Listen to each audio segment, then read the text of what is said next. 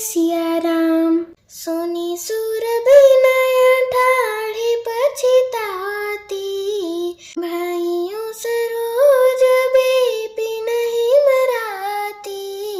देखी देव पुनि कहहि निहोरी, मातु तो ही नहीं तोरी उखोरी। देवताओं की विनती सुनकर सरस्वती जी खड़ी खड़ी पछता रही हैं। मैं कमल वन के लिए हेमंत ऋतु की रात हुई।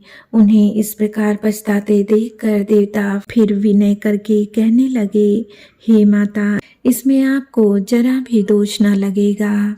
विस्मय हर्ष रहित रघुराऊ, तुम जानहु सब राम प्रभाऊ। जीव कर्म बस सुख दुख भागी, जाई अवध देव हित लागी।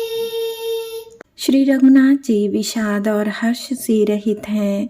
आप तो श्री राम जी के सब प्रभाव को जानती ही हैं। जीव अपने कर्मवश ही सुख दुख का भागी होता है, इसलिए देवताओं के हित के लिए आप अयोध्या जाइए। बार बार गहे चरण सकोची, चली विचारि बेबुध मत पोची। ऊंच निवासो नीची कर तूती, देखी न सकहि पराई विभूति।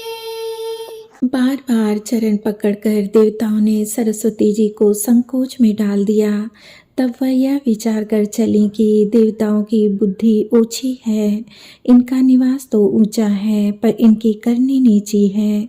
ये दूसरे के ऐश्वर्य नहीं देख सकते। अकिल काजु बिचारि बहोरी, करिहहि चाह कौशल कवि मोरी। हर्षि हृदय दशरथ पुर आई, जनुग्रह दशा दुसह दुखदाई।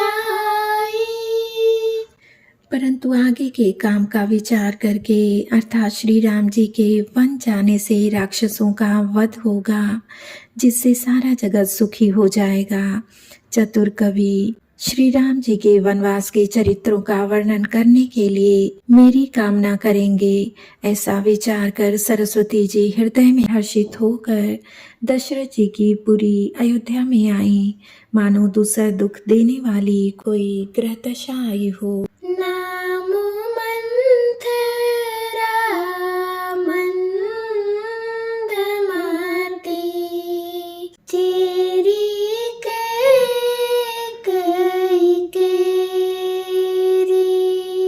अजस पिटारी ताहि करी, गई गिरा मति फेरी।